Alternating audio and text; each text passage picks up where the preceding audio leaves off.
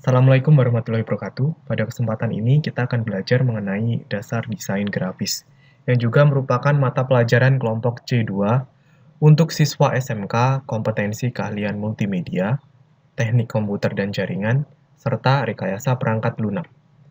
Nantinya akan ada video lainnya yang disajikan sesuai dengan KIKD, mata pelajaran dasar desain grafis. Langsung saja, sebelum kita belajar lebih jauh tentang desain grafis, ada baiknya kita mengenal terlebih dahulu apa sebenarnya definisi dari desain grafis. Desain grafis terdiri dari dua kata, yakni desain dan juga grafis, yang mana keduanya memiliki arti yang berbeda. Yang pertama, kita bahas mengenai desain. Desain berasal dari bahasa Inggris, yakni design, yang artinya adalah rancangan, rencana, atau reka rupa. Sebagai kata kerja, desain berarti proses untuk membuat dan menciptakan objek baru. Sedangkan sebagai kata benda, desain digunakan untuk menyebut hasil akhir dari sebuah proses kreatif, baik itu berwujud sebuah rencana, proposal, ataupun berbentuk objek nyata. Berikutnya adalah grafis. Grafis adalah segala cara pengungkapan dan perwujudan dalam bentuk huruf, tanda, dan gambar yang diperbanyak melalui proses percetakan guna disampaikan kepada khalayak. Contohnya grafis, yakni foto, grafik, diagram, tipografi, simbol, desain geometris, peta, gambar teknik, dan lain sebagainya. Grafis biasanya disajikan dalam bentuk kombinasi teks, ilustrasi, dan warna.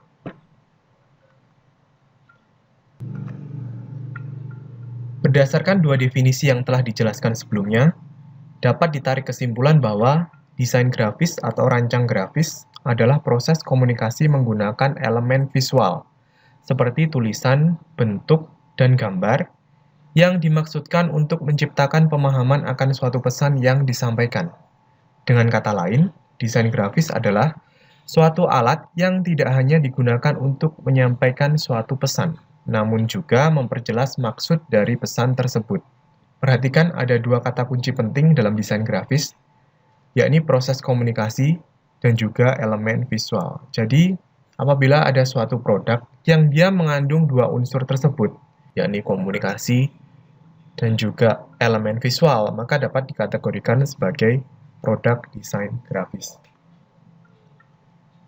Setelah memahami definisi desain grafis, berikutnya kita akan belajar apa saja yang tergolong atau apa saja contoh dari desain grafis itu. Yang pertama dan pasti kita tidak asing lagi adalah majalah. Kenapa majalah termasuk desain grafis? Kita ingat kembali definisi dari desain grafis, yakni proses komunikasi menggunakan elemen visual, seperti tulisan, bentuk, dan gambar yang dimaksudkan untuk menciptakan pemahaman akan suatu pesan yang disampaikan. Ada dua hal yang di-highlight, yakni komunikasi dan juga elemen visual. Apakah majalah berperan untuk komunikasi? Jelas. Karena fungsi majalah adalah untuk menyampaikan suatu berita atau informasi lainnya dari narasumber kepada pembaca. Kemudian, dalam majalah, apakah terdapat elemen visual? Jawabannya adalah ya, karena di dalam majalah tidak hanya terdapat tulisan, melainkan gambar, tata layout, dan sebagainya.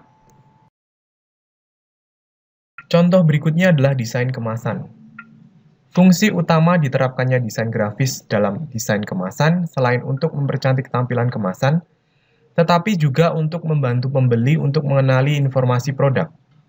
Misalnya dilihat dari merek, deskripsi produk, petunjuk pemakaian, komposisi, kandungan gizi, dan sebagainya. Contoh desain grafis selanjutnya adalah logo. Logo adalah sebuah gambar grafik atau bisa saja hanya sebuah sketsa yang dibuat untuk keperluan tertentu. Biasanya, logo mempunyai visi dan misi dari yang diwakilinya. Bisa itu sebuah perusahaan, sebuah organisasi, sebuah produk, atau bahkan sebuah negara. Logo dibuat untuk menyampaikan gambaran singkat dari yang diwakilinya agar mudah dapat dipahami dan diingat oleh audien atau masyarakat umum. Setelah logo ada poster.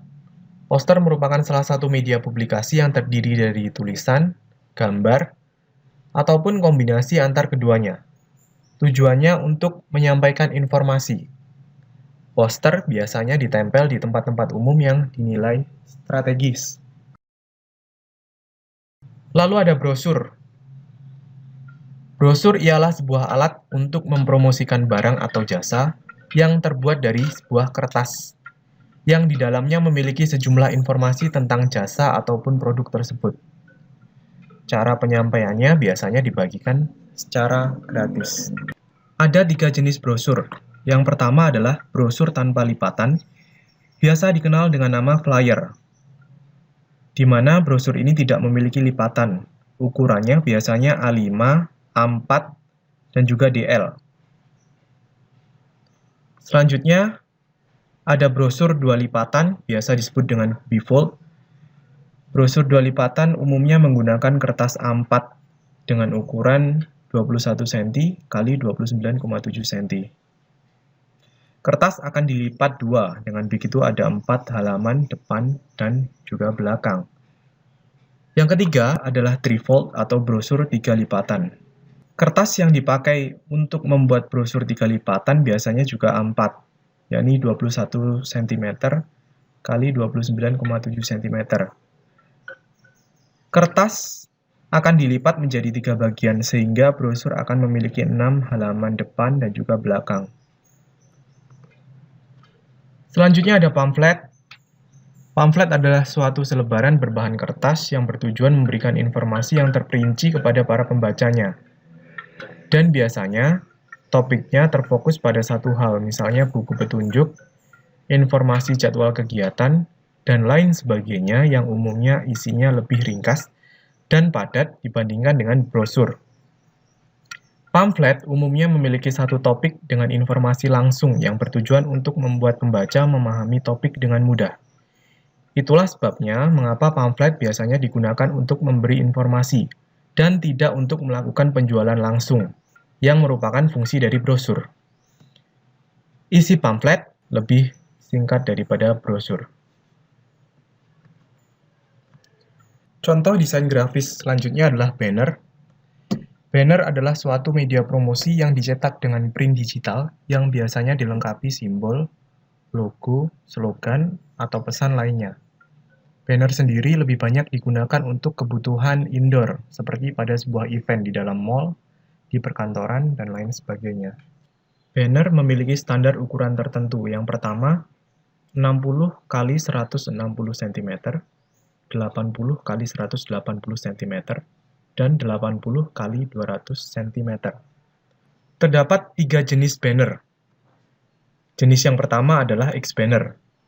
Dinamai X-banner karena konstruksi tiang penyangganya berbentuk huruf X. Yang kedua adalah Y-banner. Jika konstruksi penyangga X-banner berbentuk X, penyangga Y-banner berbentuk Y. Jenis ketiga adalah roll-up banner. Roll-up banner berbentuk seperti gulungan. Cara pemasangannya adalah dengan menarik banner ke atas dan dipasang pada tiang penyangga. Roll-up banner bentuknya ringkas, sehingga praktis untuk disimpan dan dibawa kemana-mana. Selanjutnya ada spanduk. Fungsi spanduk hampir sama seperti banner. Kalau banner biasanya dipakai di indoor, spanduk biasanya dipasang di outdoor, membentang jalan raya sebagai media informasi dan promosi suatu produk atau event. Kadang pula dipasang di gerbang sekolah, kantor, atau di dinding toko. Berikutnya ada baliho. Baliho adalah suatu sarana atau media berpromosi yang memiliki unsur memberitakan informasi event atau kegiatan yang berhubungan dengan masyarakat luas. Selain itu, baliho juga digunakan untuk mengiklankan suatu produk baru. Pemasangan baliho bersifat semi-permanen dan hanya sementara. Biasanya baliho konstruksinya dia ditopang oleh bambu karena sifatnya yang sementara sehingga mudah untuk dibongkar ataupun dipasang. Biasanya ketika suatu event yang ditampilkan dalam informasi di baliho sudah selesai, maka baliho tersebut akan dibongkar. Berikutnya ada billboard. berbentuk poster dengan ukuran yang cukup besar dan diletakkan tinggi di tempat tertentu yang ramai dilalui orang. Pemasangan billboard bersifat permanen. Yang dimaksudkan permanen di sini adalah konstruksi penyangganya yang biasanya menetap di suatu spot tertentu.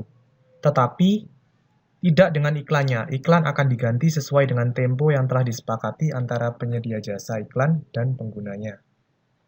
Demikian contoh-contoh produk desain grafis yang ada pada masa kini.